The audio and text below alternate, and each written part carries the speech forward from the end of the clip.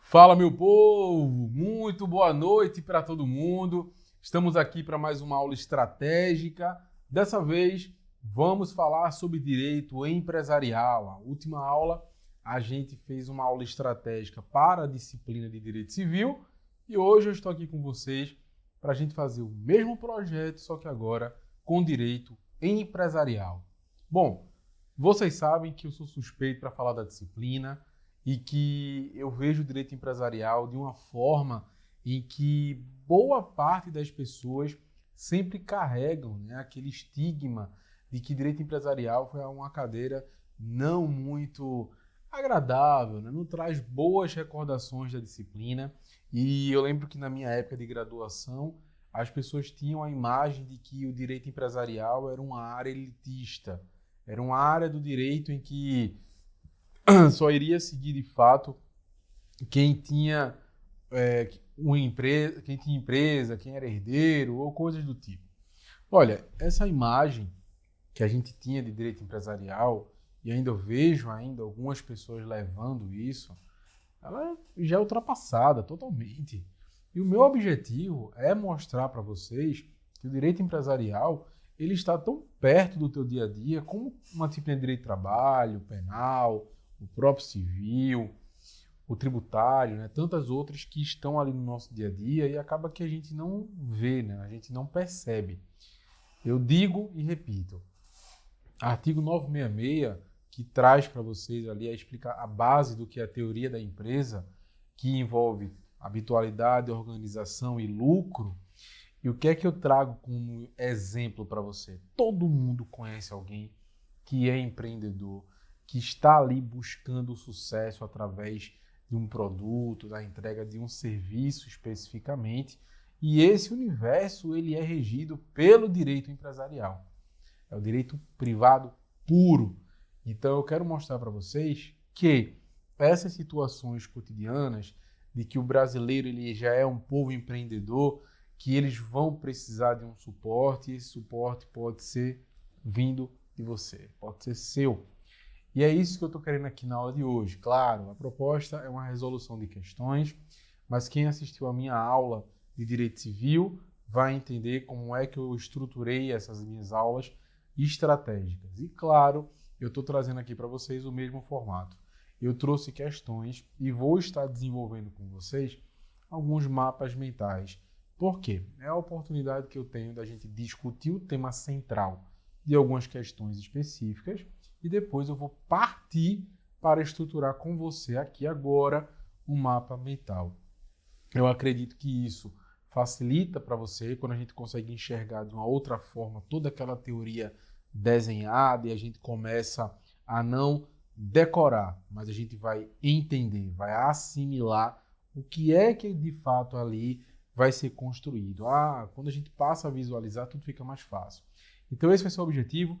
Vou manter exatamente como a gente fez no Direito Civil, questões e mapa mental. Essa é a nossa aula estratégica aqui de Direito Empresarial. Eu sou o professor Marcos Coimbra, que você já conhece aqui do Jus 21. Qualquer coisa, me manda um alô lá no Instagram, é o @marcoscoimbra. Eu vou ter o maior prazer, a maior satisfação de estar te auxiliando. A gente está conversando, batendo um papo sobre a disciplina. O que você precisar, saiba que pode contar comigo, tá bom? Pois bem, vamos iniciar, vamos embora. Agora, galerinha, vamos para a nossa primeira questão. É a questão que fala o seguinte: Lucas é empresário individual e para expandir suas atividades, ele decide vender um imóvel que integra o patrimônio de sua empresa.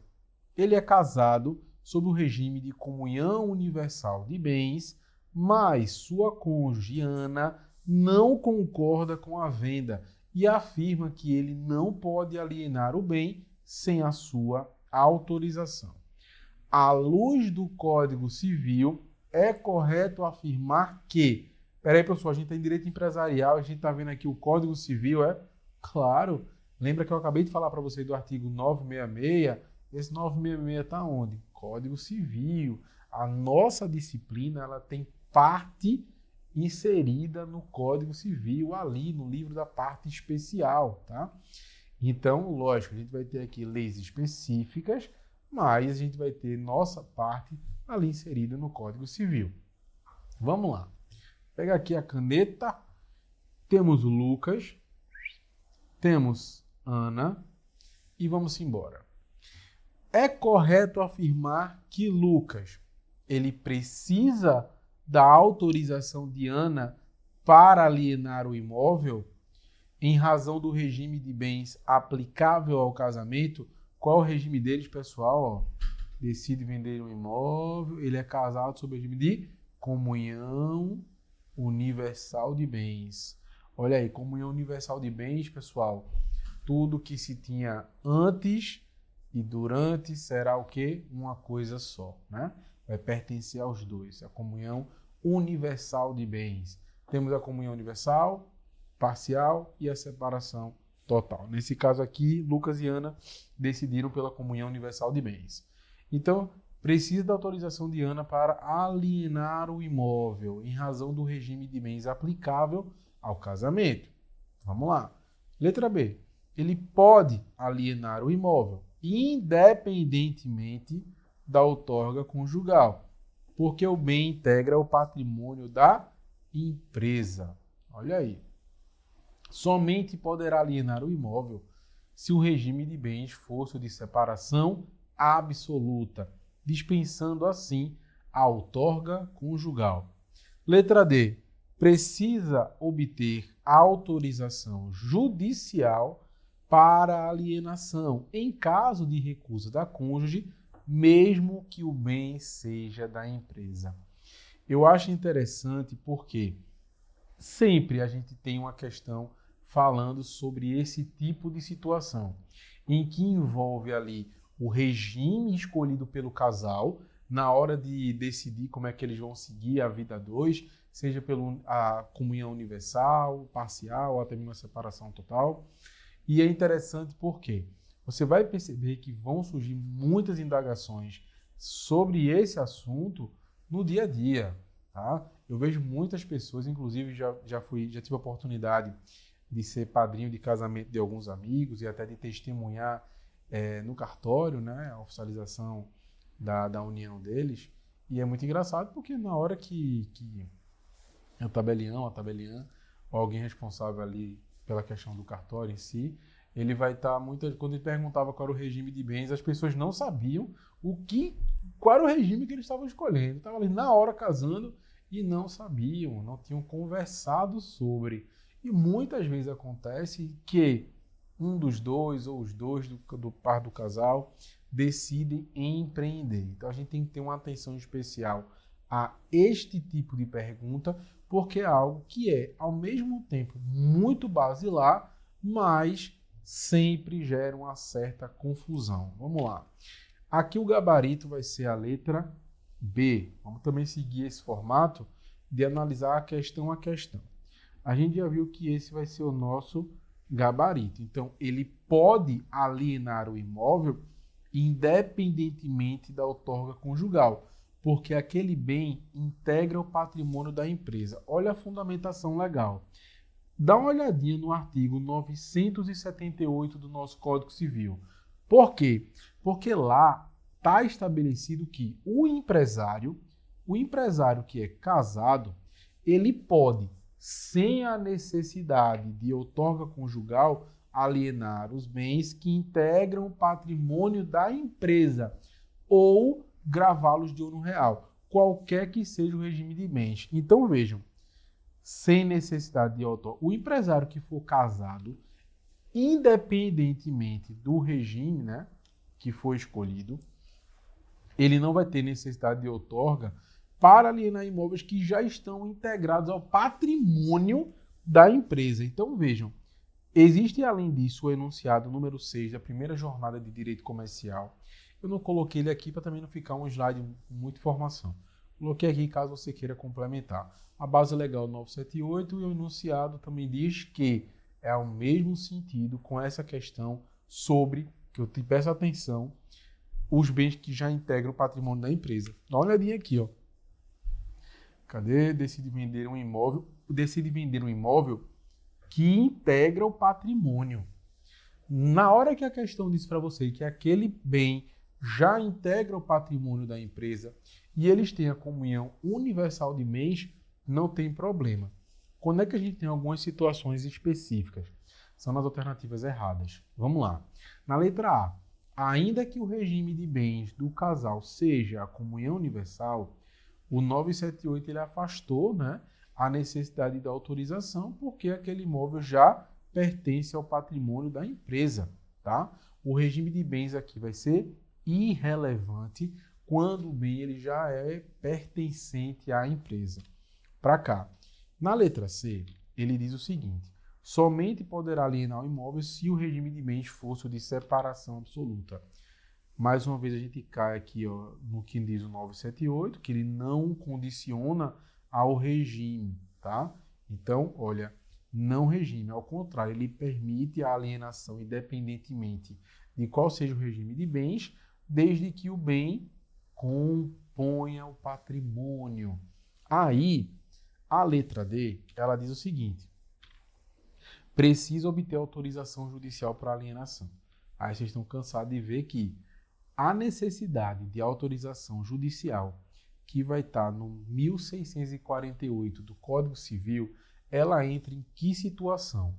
Vai ocorrer quando há uma negativa injustificada do cônjuge para atos que dependem de outorga conjugal. Nesse caso, a gente viu que o 978 dispensa. O 1648 vai necessitar de uma autorização judicial quando ocorre uma negativa injustificada do cônjuge. Aí vocês vão ver que tem um artigo especificamente para falar sobre isso. 978, o bem já incorpora o patrimônio da empresa, já, professor, independe. Aí vamos lá, uma coisa que você deve estar se perguntando aí. Ô, professor, mas e se o bem ainda não integra o patrimônio da empresa? E eles querem colocar aquele bem agora para fazer parte do patrimônio. E aí? Precisa? Aí nesse caso precisa. Porque na hora quando eles vão estar inserindo no patrimônio da empresa, a gente tem que concordar. Depois que foi inserido, aí já anda. Já está tudo certo. É como se já tivesse uma autorização prévia para aquele bem estar ali. Beleza? Ficou entendido? Vamos para cá. Que é isso, professor? O senhor esqueceu, foi de preencher aqui? Não. Você que esqueceu que eu disse que ia falar com vocês sobre, né, e iria estruturar alguns mapas mentais para vocês. E aí, promessa é dívida, está na hora de cumprir. Eu vou falar com vocês sobre um tema que vai estar presente aqui na minha questão 2. Minha segunda questão, requisitos, requisitos. Não, professor. É sim. Dos títulos. Eita, aqui tem gente aí que já tá dando logo umas tremidas. Ô, assunto injustiçado, rapaz. Requisitos dos títulos de crédito. A gente faz assim, ó, para ficar legal. E a gente vai para cá. Primeiro, quem lembra aí quais são os princípios dos títulos de crédito? Você está lembrado que... Cadê aqui, ó? Você vai lembrar do seguinte, ó. Primeiro, bota na cabeça aqui, ó.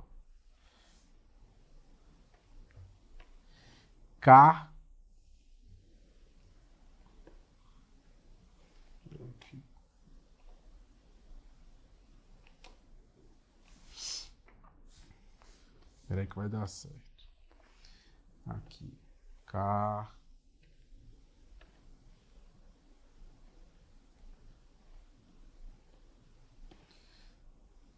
Cartularidade. Você não vai esquecer, mas é nunca. A gente tem a cartularidade.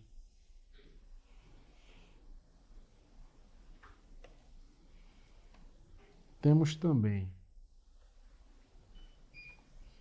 A literalidade. A gente tem aqui também a literalidade.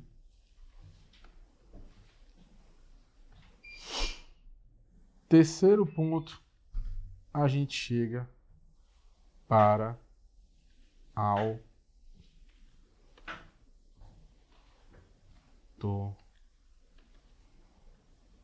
autonomia. Já pegou o bizu aí, não foi? Se você somar aqui, ó, Carlito já é o bizu para você não esquecer quais são os princípios dos títulos de crédito, tá? Carlito. Aí você tem que ter uma atenção, porque dentro aqui do princípio da autonomia, nós vamos ter dois subprincípios, tá? A gente vai estar falando sobre abstração. Então a gente tem aqui, ó, abstração e a inoponibilidade de terceiros. Que alguns chamam também de dependência, tá? Inoponibilidade.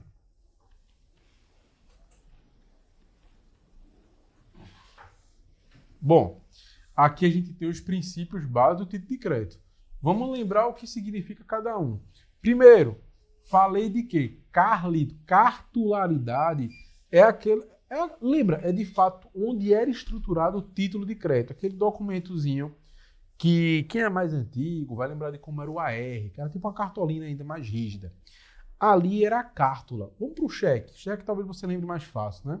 Aquele papelzinho, ali era como se fosse uma cártula, tá? Então, cartularidade é onde o título de crédito ele vai ser instrumentalizado. Literalidade é a obrigação entre as partes vai ser exatamente o que está contido na cártula. Nem mais, nem menos. Isto é literalidade. Autonomia é o fato da possibilidade do título, né, da sua existência ali, desvinculado de fato a qualquer tipo de obrigação, de origem. Então, o título ele tem essa independência do negócio que lhe deu origem. E aí, dentro dessa ideia do princípio da autonomia, vão existir esses dois subprincípios, a abstração e a inoponibilidade. Inoponibilidade é a questão de que só entram as partes que ali estão vinculadas, não obrigam um terceiro caso ele não tenha conhecimento, não tenha o aceite dali. Então, essa é a base principiológica dos títulos de crédito. Por Nossa Senhora, não esqueçam. Volta aqui comigo para o mapa mental. Vamos lá. Aí a gente tem também, no ponto 4, classificações dos títulos, tá?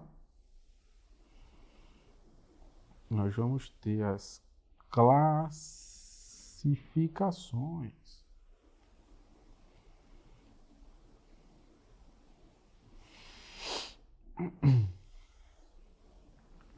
As classificações podem vir como, pessoal? A gente tem a promessa.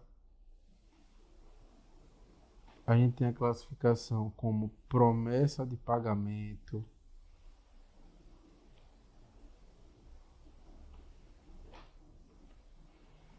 A ordem de pagamento, ó, a ordem.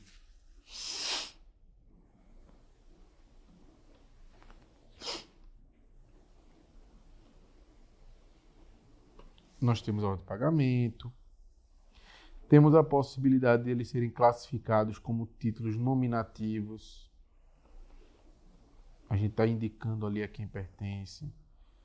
Temos a ordem, né? Ao portador.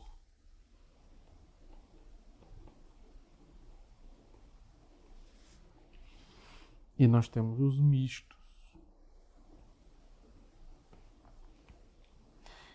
Número 5, que nós temos a abstração. O que danado é abstração? Pessoal, o princípio da abstração, ele vai falar aqui, ó, cadê? A irrelevância da causa. Deixa eu dar para botar aqui, cadê? Ele vai falar sobre a irrelevância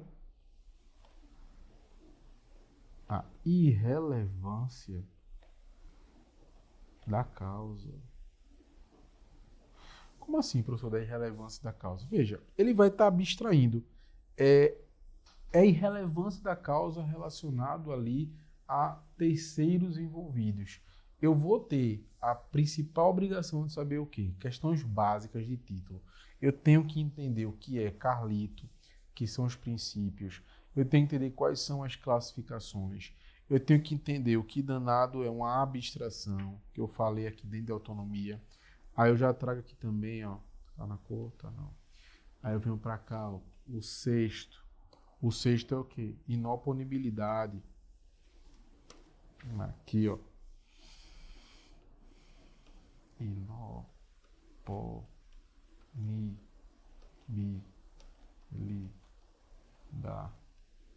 A inoponibilidade, ela já entra dessa o quê? Da exclusão, né? Inoponibilidade é das exceções a terceiro de boa-fé. Aqui, ó, das exceções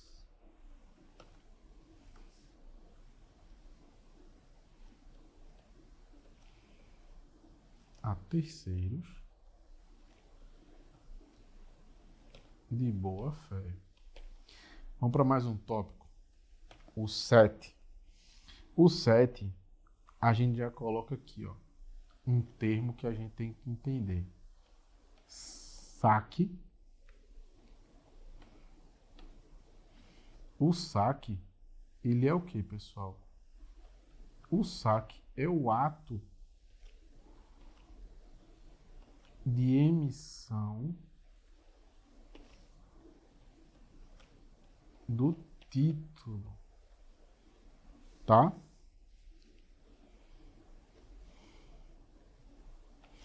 Número 8, a gente vai para aceite.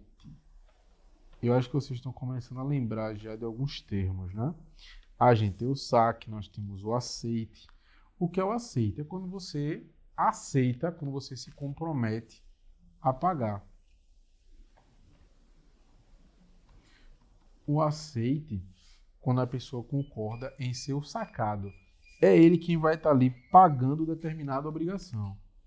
A pagar determinada obrigação, tá? Então ele aqui entra, ó, para ser o pagador. Determinada obrigação. Temos aqui o 9º ponto, tá? O 9º ponto já é o endosso.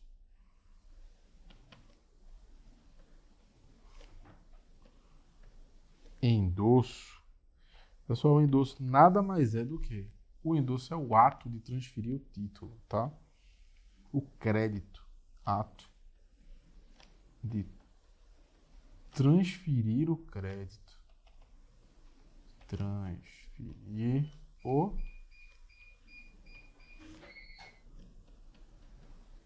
crédito. E a gente vai ter aqui como 10º ponto do nosso mapa o aval. Aqui, ó. A gente vai ter o aval. O aval, ele é o quê? É o ato de garantir a obrigação.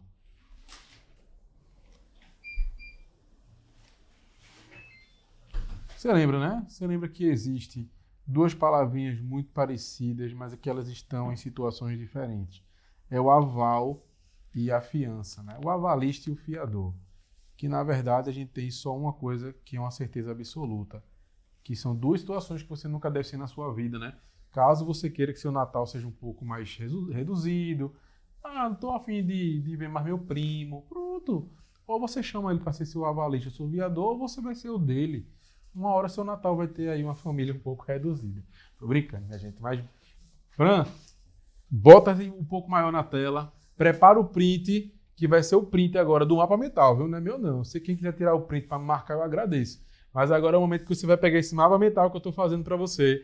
Vai tirar o print e não vai mais esquecer os requisitos básicos dos títulos de crédito, tá? bota aí para essa galera tirar o print do sucesso e não esquecer os pontos basilares. Falou de título de crédito, tem que saber, Carlito, que são os princípios, tem que entender quais são as classificações. Ainda reforcei para você no 5 e no 6 o que é abstração e inoponibilidade de terceiros. Trago também termos como saque, aceite, endosso e aval. Não esquece em nome do Altíssimo. Sabe por quê? Porque a gente entra agora para a segunda questão e vai-se embora destrinchar já com essas informações básicas que eu te falei. Quer dizer, vamos para mais um ponto chamado protesto. Vamos embora aqui. Segunda questão. De acordo com a lei número 9492 de 97, nós temos: o protesto será retirado por falta de pagamento, aceite ou devolução e deverá, em todas essas hipóteses, aguardar o vencimento da obrigação. Galera, o pagamento do título apresentado para protesto será feito diretamente no tabelionato competente no valor igual ao declarado pelo apresentante, acrescido dos emolumentos e demais despesas. Letra C. Não podem ser protestados títulos emitidos em moeda estrangeira ou emitidos fora do território nacional. Letra D. Admite-se o protesto por falta de pagamento de letra de câmbio contra o sacado não aceitante. E na letra E, compete ao tabelião de protesto analisar todos os documentos de dívida apresentados, devendo rejeitar o registro caso constate que se trata de título prescrito. Veja só, eu falei para vocês agora das questões básicas, já dei spoiler aqui, vamos lá, para você. Por que eu estou já dando spoiler? Porque eu quero o seguinte: junto, né, somando com tudo aquilo que eu trouxe ali para você naquele mapa básico, existe um outro termo que se chama protesto. Ah, tô lembrado, professor, já vi um cartório que tem isso, né? Exatamente. Lembra que existem cartórios que são de quê? De títulos e protestos? Ah, lembro, já ouvi isso. Alguém falou de protestar e protestar no cartório. Pronto, exatamente. Esse termo protesto é o que a gente vai fundamentar aqui exatamente nessa questão. Por que a letra B está correta? Porque a letra B ela vai trazer o seguinte: no artigo 19 desta própria lei mencionada para vocês, ele diz que o pagamento do título, ou do documento de dívida apresentado, ele vai, né, para protesto, ele vai ser feito diretamente no tabelionato competente, no valor igual àquele que foi declarado pelo apresentante, acrescido dos emolumentos e demais despesas. Por que a letra A está errada? A letra A, ela esqueceu esse ponto aqui, ó, do artigo 21. O protesto ele vai ser retirado por falta de pagamento de aceite ou de devolução. Olha o que diz o parágrafo 5º, ó. Não se poderá tirar protesto por falta de pagamento. É exatamente o que diz, ó. O protesto será tirado? Errado. Por isso que a gente matou aqui a letra A, por conta do artigo 21. Vamos para a letra C? A letra C já trouxe aqui, ó, o artigo número 10. O que é que diz o 10? Poderão ser protestados títulos e outros documentos de dívida em moeda estrangeira. A letra C diz o quê? Ó? Não podem ser protestados. Está errado. Letra D. Na D, fundamento, artigo 21, só que agora parágrafo 1º. O protesto por falta de aceite somente poderá ser efetuado antes do vencimento da obrigação. Olha a letra D aqui, ó. Por falta de pagamento contra o sacado não aceitante. Admite-se o protesto por falta de pagamento de letra contra o sacado não aceitante. Veja, o protesto por falta de aceite só poderá ser efetuado antes do vencimento da obrigação e após o decurso de prazo. Por isso que a letra D aí não fecha. E a letra E, compete ali ao tabelião de protesto analisar todos os documentos. Olha, não cabe, aqui, ó, não cabe ao tabelião investigar a ocorrência de prescrição ou de caducidade. Então, por isso que não vai competir ao digníssimo tabelião. Beleza? Então, aí fica para você uma revisãozinha básica quando a gente fala sobre protesto. Beleza? Vamos embora aqui, ó. Tela em branco. Tela em branco significa o quê? Mapa mental no juízo, né? Bora para mais um aqui. Galera, vê só. Agora eu vou falar sobre um título que acaba sendo o que as pessoas mais se recordam, que se chama cheque. Eu sei que você não lembra, você é, né, da geração Pokémon. Não posso nem dizer mais que geração Pokémon, né? Geração Pokémon agora já tá ficando velha também, né? Então você tem que ser geração o quê? Geração Naruto, geração mais jovem, os Enzos e Valentinas que estão me ouvindo. Veja só, você tem que entender o seguinte. Quando a gente fala de cheque, pessoal, o cheque era aquele título mais comum. Ele foi criado com que objetivo? Facilitar a circulação de dinheiro, facilitar a circulação de valores. E o brasileiro ele é tão astucioso que ele ainda fez o quê? Ele inventou a ideia de que o cheque poderia ser realizado com uma data específica. E começaram a datar o cheque. Vou botar aqui assim, acho que fica mais legal. Então eu quero fazer um mapa mental para você lembrar melhor sobre o cheque. Beleza? Vamos embora aqui, ó. Falar sobre o cheque. Primeiro ponto que eu trago para vocês é o prazo, tá? Primeiro ponto para vocês é o prazo de apresentação. Vou fazer aqui, ó. Prazo de apresentação. Vamos para cá. Prazo de apresentação. Aí eu boto aqui para vocês em outra cor. O prazo será de 30 dias. Se eu falo de cheque da mesma praça. Cheque da mesma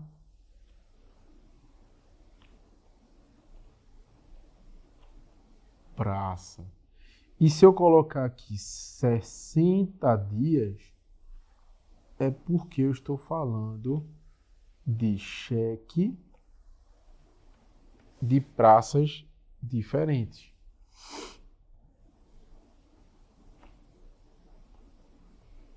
Cheque de praças, tá aqui assim, ó, diferentes. Beleza?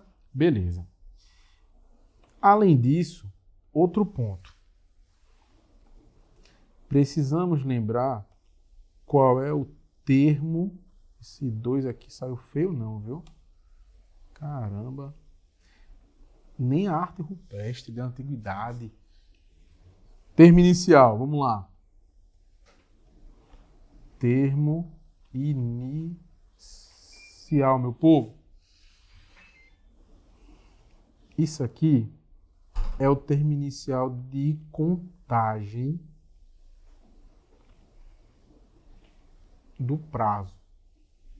A gente viu aqui em cima os prazos. Tá. E eu começo a contar a partir de quando? Isso aqui é que a gente tem que saber, tá? Cadê? A gente vai ter... Cadê a caneta que eu tô mandando? Aqui. A gente vai ter também o seguinte, ó. 30 ou... Cadê? A gente tem aqui, ó. Expiração. Ó, a expiração do prazo de apresentação. Expiração do prazo de apresentação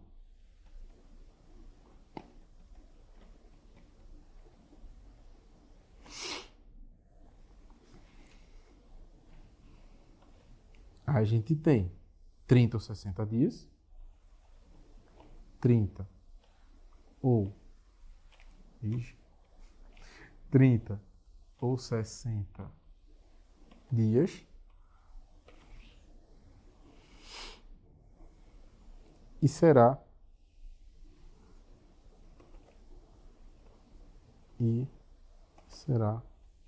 de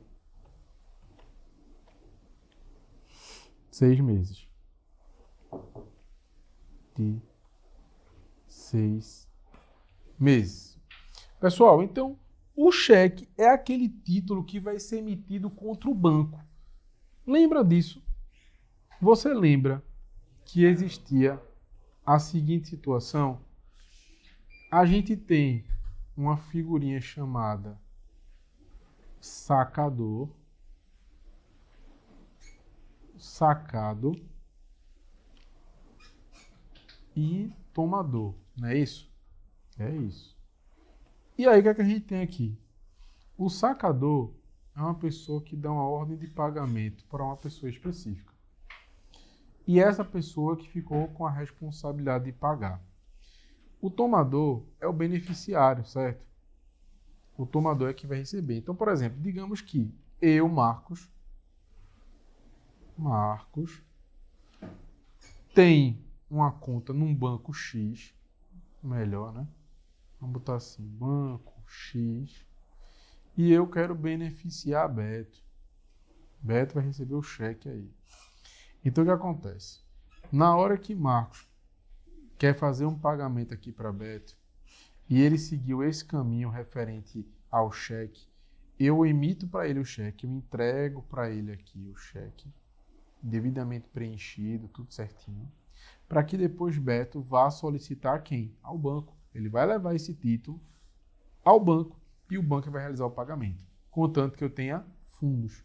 Esse é o caminho básico do cheque.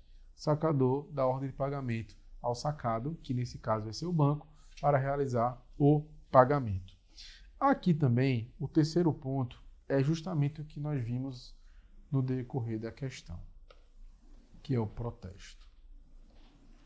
Eu trago aqui para vocês o protesto. E nesse caso específico, o protesto ele vai servir como o quê? O protesto ele serve como um meio de coagir a cobrança. O protesto é aquele meio que vai ajudar você na forma de uma execução forçada. Então, o protesto, veja, o título, qual é o objetivo do título? Circulação de dinheiro. Todo mundo prefere o dinheiro em espécie. Então, do nada, chega alguém com um papel que tem a assinatura do banco para que você pegue e depois vá lá na boca do caixa trocar, com o risco de que ali pode não ter fundo naquela conta e você ficar com prejuízo para resolver. Acontece? Acontece. Mas aqui é essa a ideia. Ele é um meio de coagir a cobrança. Então, a gente tem o protesto como um meio de coagir a cobrança. Coagir a cobrança. Quarto ponto é a ação cambial, tá? É porque aqui a gente entende o quê? A ação cambial nós entendemos como uma ação executiva típica. Ação executiva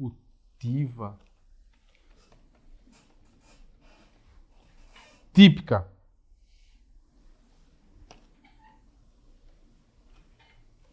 Com esforço, né? O escopo, meu Deus.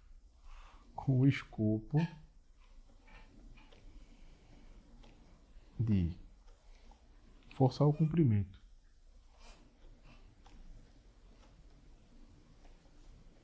De forçar o cumprimento. E a gente chega no último ponto, que é a minha observação aqui desse mapa, que vai ser uma ação monitória. Ação monitória. Ação monitória. Cadê a canetinha? Ação monitória é a forma o quê? Forma mais célere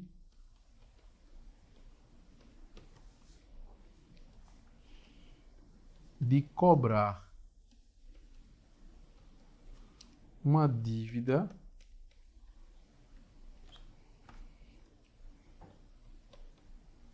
proveniente de um cheque prescrito.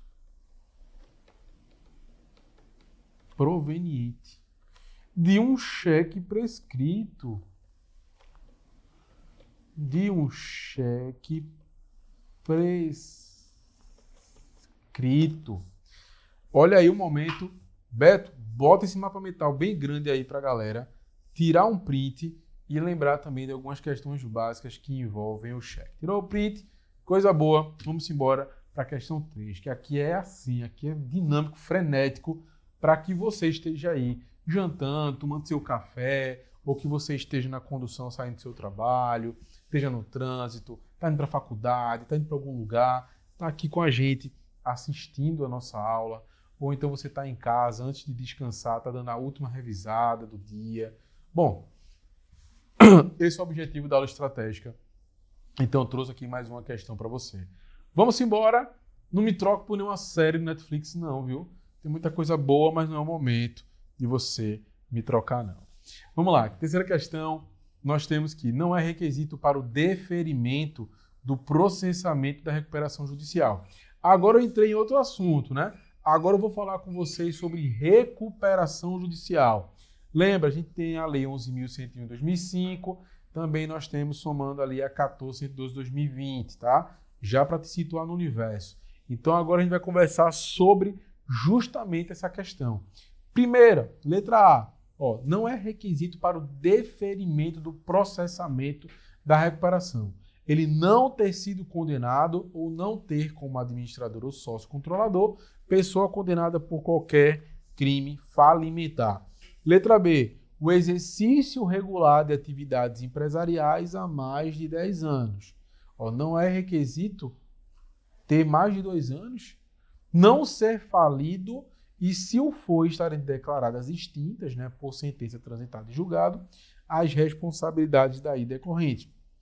A apresentação de certidões negativas de débito tributário não é um requisito. Não ter há menos de 5 anos obtido concessão de recuperação judicial. E aí, isso aí é de quê? Isso aí aqui, né? Letra D, será a apresentação de certidões negativas de débitos tributários. Isso não é um requisito. Vamos lá, vem comigo. Letra A. A letra A vai estar errada porque na nossa lei 11.101, lá no artigo 48, ele diz o seguinte, ó. Poderá requerer recuperação judicial o devedor que no momento do pedido exerça regularmente suas atividades há mais de 2 anos e que atenda aos seguintes requisitos cumulativamente. Ele diz aqui, ó, não ter sido condenado ou não ter como administrador sócio controlador pessoa condenada por qualquer dos crimes previstos nesta lei. Olha aí, ó, não é requisito, esse aqui já está presente, meu amigo. Então, elimina, tá certinho aqui, ó, com o nosso artigo 48, inciso 4. Letra B. Lá também no 48 ele já respondeu aqui, ó, o que a letra B dizia. Exercício regular de atividades há mais de 2 anos. Olha aqui, ó, dizendo para vocês. Poderá, né, quem exerça regularmente suas atividades há mais de 2 anos. Então a letra B tá fora. Letra C.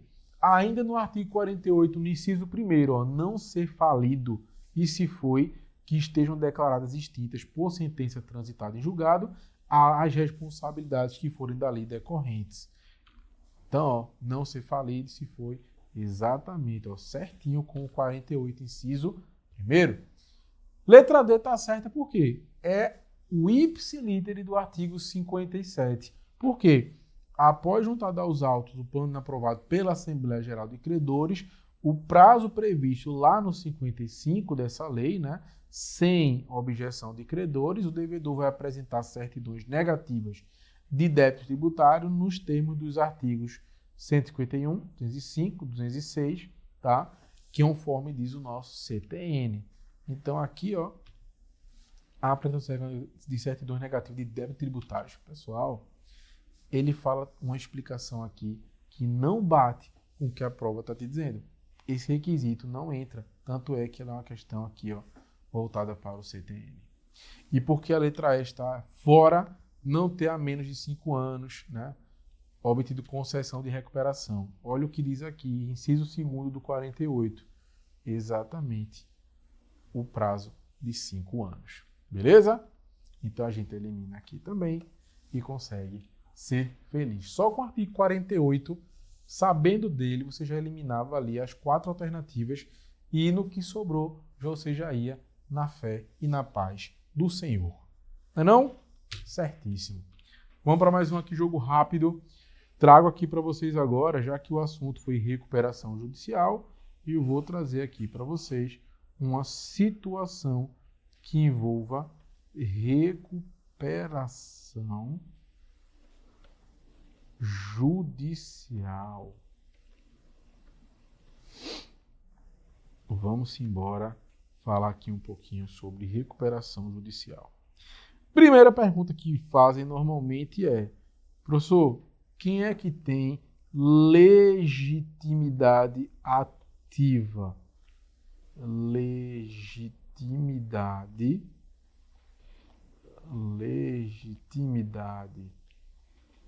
ativa é o primeiro ponto aqui que a gente vai destrinchar. Por quê, professor? Porque a gente vai ter 6 situações para legitimidade. Tá? Vou botar aqui A, B, C, D, E. Será que você lembra aí de todas? Quem é que tem legitimidade ativa para fazer o pedido de uma recuperação judicial? Deixa eu fazer uma nuvenzinha aqui para ficar legal. Primeiro, quem é que tá numa situação aí que pode pedir recuperação judicial? A gente não tem ideia que é o empresário ou sociedade regularmente ali inscrito, né? É, professor. Então pronto, a gente já bota ele. Primeiro ponto é o empresário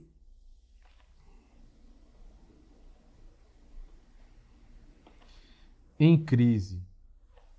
Primeiro ponto é o empresário em crise. Se é um empresário, então pode ser também o quê? Pela sociedade, né? Pela sociedade empresária. Vou botar resumido aqui, tá? Vou botar sociedade empresária em crise. Primeiro esses dois que você já sabe de cor. E aí?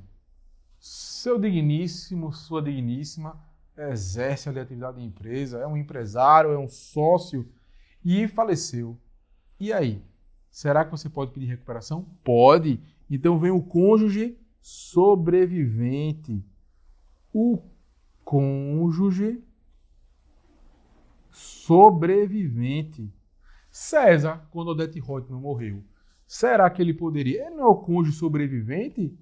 A depender do regime de comunhão de sobrevivente, se fosse ali, se ele tivesse de fato assumido o controle geral da empresa, claro que a gente está indo numa situação bem hipotética, dentro ainda de uma situação fictícia que é a novela, mas imagine que ele agora fosse de fato a pessoa que tem que tomar ali as decisões. Não é o cônjuge sobrevivente, então caberia a ele também a possibilidade de pedir. Além do cônjuge, a gente falou de César, tem a Leninha, tem o restante, né não? Então pode ser também pelos herdeiros. Professor, a novela já acabou, você tem que se ligar. Eu sei, meu amigo, peraí. Eu sei. Pelos herdeiros. Se não tiver ninguém, pode ser também pelo inventariante. Pelo inventariante. Ou, por fim, pelo sócio remanescente. Remanescente. E aí eu já te pergunto agora, quais são os requisitos? Não vai caber tudo aqui não, mas tudo bem. Quais são os requisitos? Olha aí. Primeiro requisito, a empresa tem que estar regular. Então, vou botar assim, ó, empresa regular. Empresa regular. Tá? Segundo ponto, além da empresa estar regular, existir mais de 2 anos.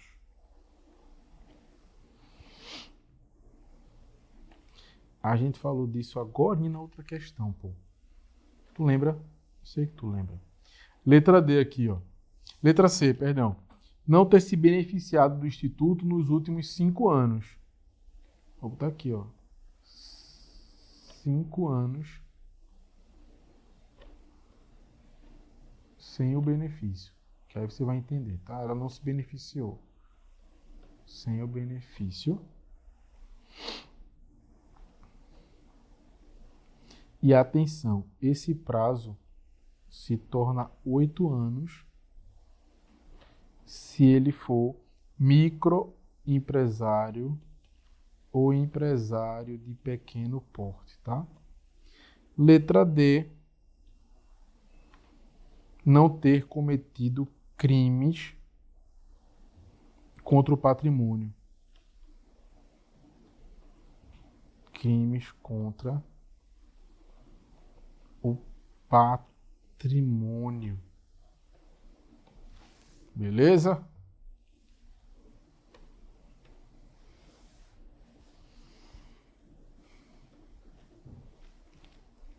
Sacou não? E por fim aqui, pra gente finalizar o nosso... Por fim, para finalizar é lindo, né? Mas documentos, tá?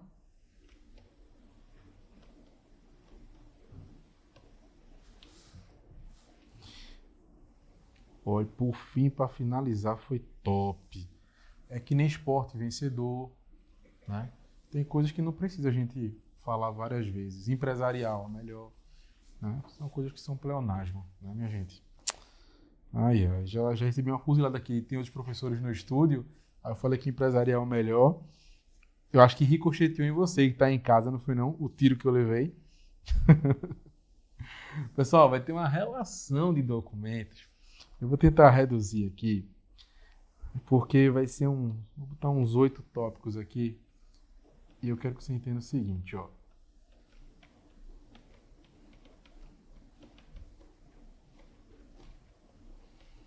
Já que é um mapinha, só para a gente lembrar, tá? O que é que tem que ter aqui? Quais são os documentos? Primeiro, tu vai expor a causa. Expor a causa, tá? É a exposição da causa. Na letra B, cadê aqui? Demonstrações contábeis. Cadê aqui, ó?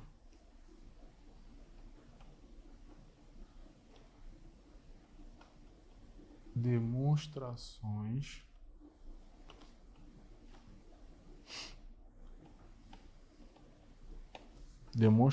contábeis. Opa.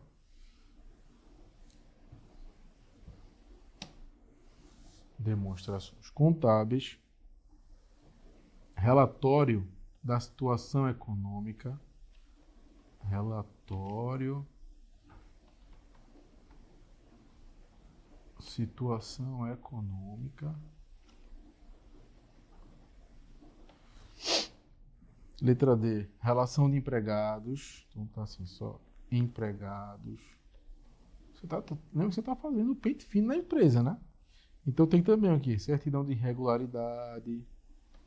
Tudo isso você vai anexar, certidão de irregularidade.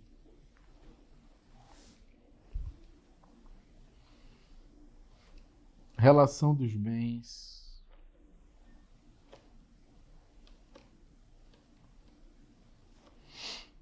Os extratos bancários.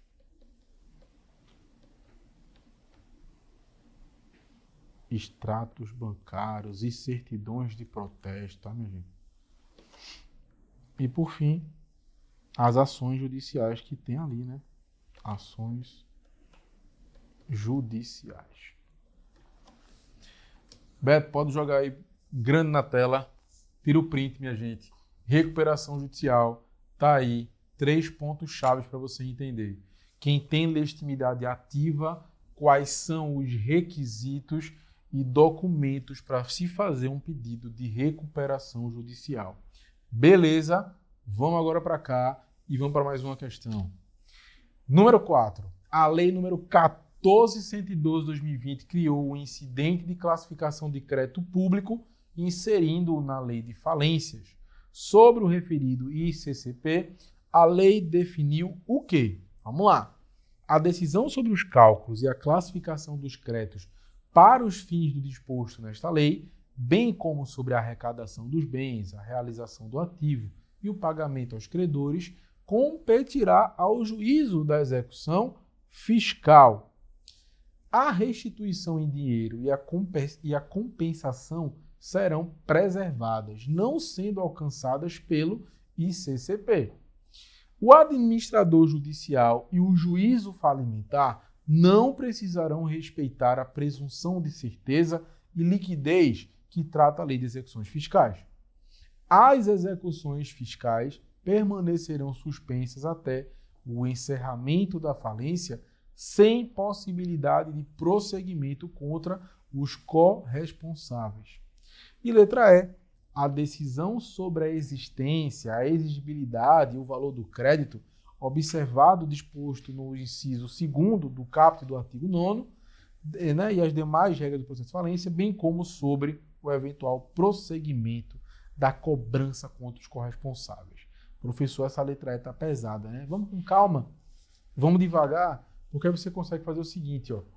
Porque a letra A tem um vício. Lá no artigo 7º, parágrafo 4º, ele diz o seguinte: com relação à aplicação do que diz o artigo, né, o 7º, serão observadas as seguintes disposições. Ó, a decisão sobre os cálculos e classificação dos para os fins depois desta lei, bem como sobre a arrecadação de bens. Olha aqui o que diz, ó. Bem como sobre a arrecadação de bens. Então, veja, tá tudo certinho? Mas foi essa lei que definiu. O que é que está acontecendo aqui, ó? Porque, veja, a questão está dizendo que a lei tal criou um incidente de classificação de crédito e tudo mais.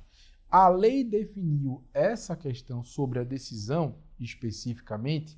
Veja, a gente tem aqui uma situação diferente. Por isso que a letra A ela está errada. A letra B, ela já trouxe a restituição em dinheiro e a compensação serão preservadas, não sendo alcançadas pelo ICCP. Ó, a restituição em dinheiro e a compensação serão preservadas nos termos do artigo 86 e 122. Beleza? Olha aí, por isso que ele já está dando para você uma situação. A lei ela definiu em outro formato. Letra C. O administrador judicial e o juiz falimentar deverão respeitar a presunção de certeza. Não precisarão. Então aqui, ó, chorou. As execuções fiscais permanecerão suspensas até o encerramento da falência, sem prejuízo da possibilidade. Ó, até o encerramento da falência, sem prejuízo da possibilidade. Sem possibilidade de prosseguimento, não. Aqui já tem uma certa, diferença. E na letra E, inciso 2º, a decisão sobre a existência, todas as informações que ele vai trazendo, a exigibilidade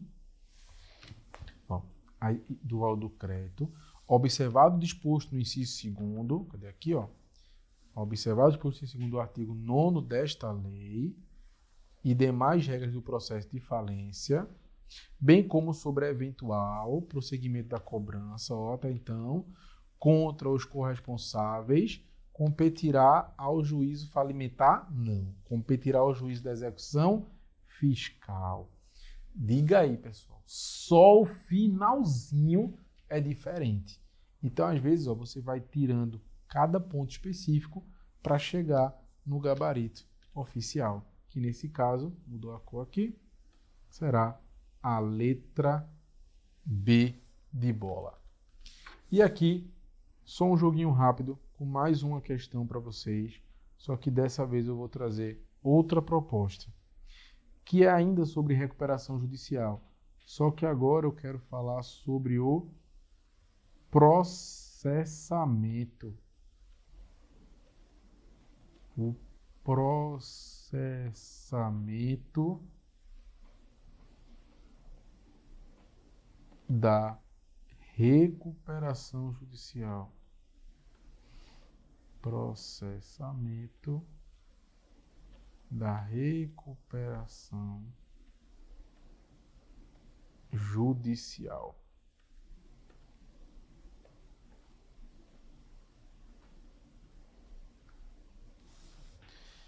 Vamos lá.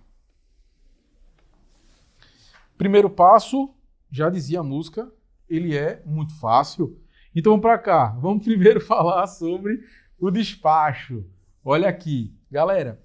Vamos iniciar uma questão que envolve recuperação judicial. A gente primeiramente vai ter que analisar qual foi o despacho que analisou aqui a situação.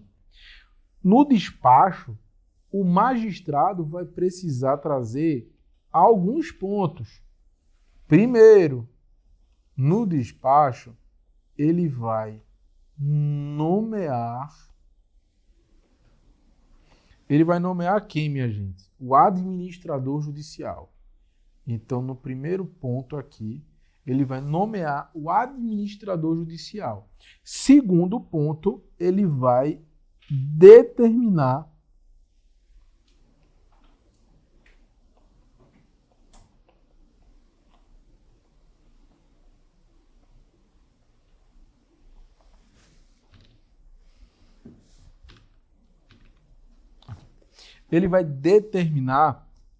a dispensa da apresentação de algumas certidões. Então, no despacho dele, ele vai nomear o AJ e vai ali trazer algumas situações em que ele precisa analisar se realmente qual é a condição daquela empresa, como é que ela está, precisa trazer ali uma situação financeira. Porque, veja, na recuperação, há um intuito de que a empresa continue em produção, em atividade, e que ela também tem que demonstrar que tem condições de continuar existindo. A recuperação já diz, ela quer voltar à atividade, mas nem sempre o querer é poder. Então ele vai nomear o administrador judicial, que vai ser aquele responsável pela condução do processo, enquanto que, de fato, o dono da empresa, o empresário ou aqueles sócios, vão estar acompanhando o desenvolvimento das atividades relacionadas à recuperação. E aí também o juiz vai estar preocupado em estar suspendendo, ele vai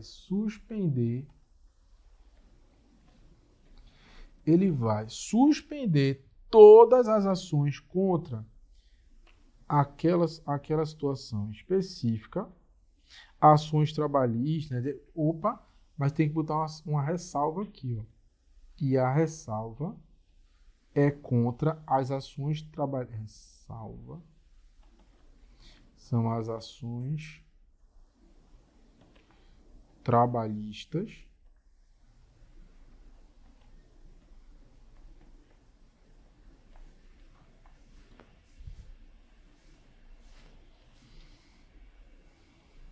que demandarem quantia ilíquida.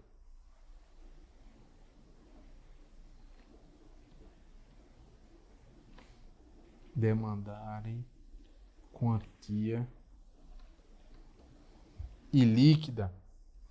Ele também vai aproveitar o ensejo e vai o quê? Ordenar o devedor. Bota aqui, ó. Ordenar. Aí ele vai ordenar ao devedor a apresentação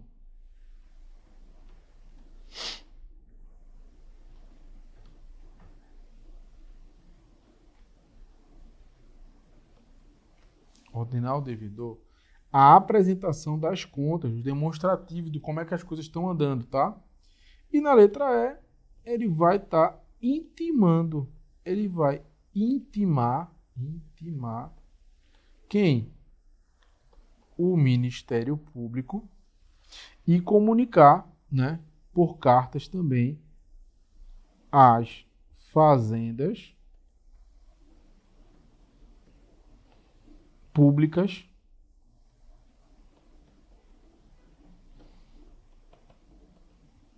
federais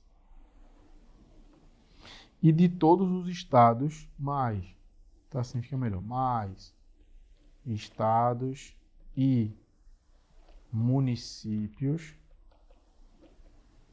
tá? Em que o devedor tem estabelecimento.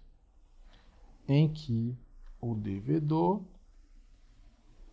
tenha Opa. Estabelecimento.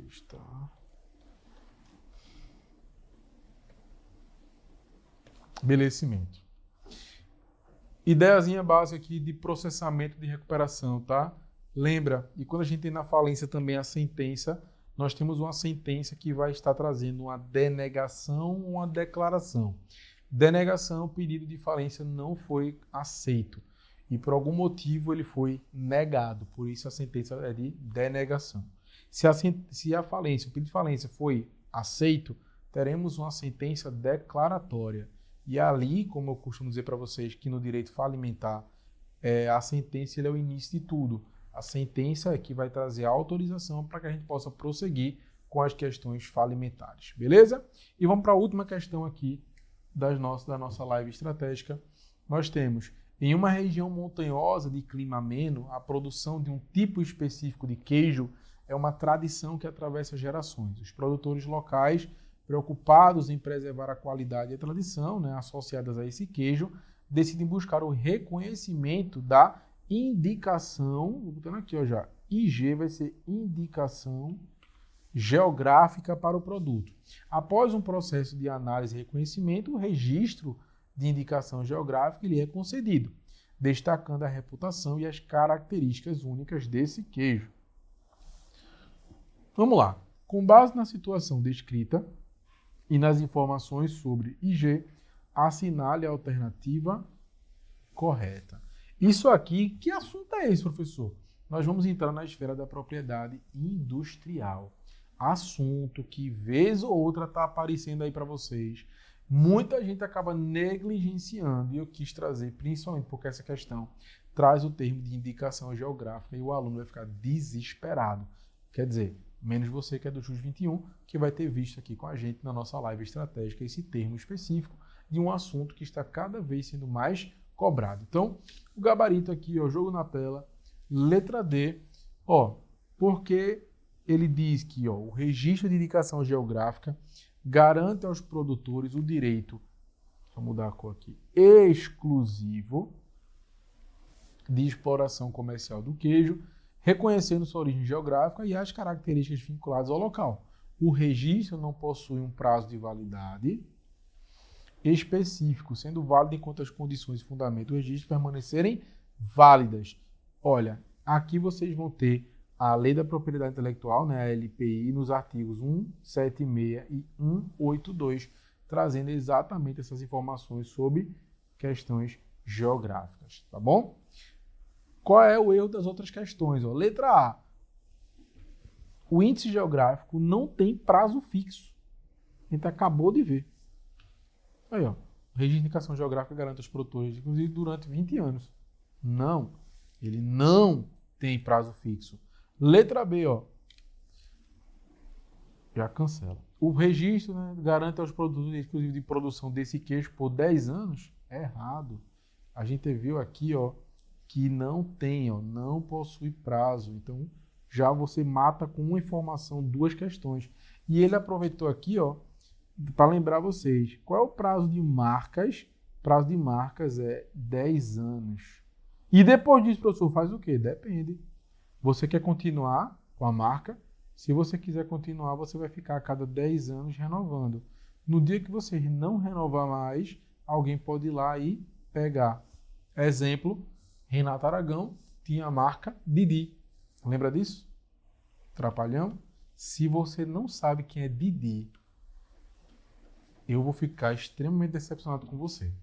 Porque Didi, pelo amor de Deus, né? Foi um trapalhão, foi um comediante mais antigo, tá? Mais antigo, mas para questão de informação, se você procurar depois no Google, tem lá. Renato Aragão tinha essa marca, Didi, tem vários filmes que ele lançou, ele era um dos trapalhões, e depois ele decidiu não renovar mais a marca, que teria que ser a cada 10 anos. Na hora que ele não renovou, alguém foi lá e pegou, certo? Expirou, ficou livre do mercado, alguém se interessou, levou. Letra C, o registro de indicação geográfica garante aos produtores o quê? Qual é o erro? Também é a mesma regra das marcas, só que ele falou de uma outra forma, porque estão percebendo que essa questão, se você soubesse que não possui um prazo, você matava a questão como um todo, porque ela foi praticamente toda baseada na informação de prazos, 20 anos, 10 anos, enquanto não existe um prazo específico. Beleza? E aí eu deixo para vocês o seguinte bizu, tá? Dá uma olhadinha em marca, dá uma olhadinha em patente, tá? O que é marca? Marca se registra. Existe questão também que envolve o desenho industrial, modelo de utilidade, invenção. A gente precisa entender a diferença entre eles e os prazos específicos, tá bom? Espero ter ajudado vocês aí, meu amigo, ajudado você, minha amiga. Algumas questões básicas são questões que fazem toda a diferença, porque muitas vezes o básico, o simples, ele derruba. Tá aí um exemplo nessa questão de agora, só com a informação do prazo já era um calo para muita gente. E também espero que esse mapa mental que eu fiz para vocês ajude, traga boas informações para que você consiga visualizar melhor o conteúdo e consiga facilitar a tua revisão, tá bom? Deixo aqui um forte abraço, obrigado para você que acompanhou essa live e também caminha para aquele seu amigo ou para aquela sua amiga que vai querer aí ter uma noção melhor de direito empresarial, desmistificando a dificuldade dessa disciplina, que é a favorita de todo estudante de direito, tá bom? Valeu, minha gente, um abraço para vocês, fiquem com Deus e até a próxima.